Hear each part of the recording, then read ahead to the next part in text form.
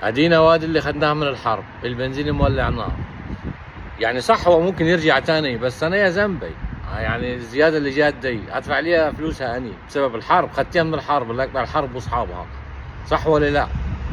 يعني عارفين ان انا كنت اجي زي كده الجيت ستيشن، كان الجالون الواحد مثلا على دولارين و20 سنت 30 سنت. وتكساس على فكره يعني بلد النفط وبلد البترول، بس مش عارف ايه القصه اللي هي الدنيا النار دي. ولاها علينا الله يخرب بيته الراجل المبدول دي. اوريكم البنزين بكام دلوقتي. 3 دولار، يعني داخل على 4 دولار 99 سنت، داخل على 4 دولار.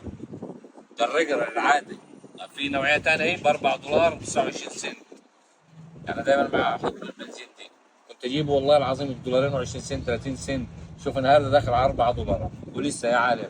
السولار ده طبعا جهنم حمراء. السولار شايفين 5 دولار،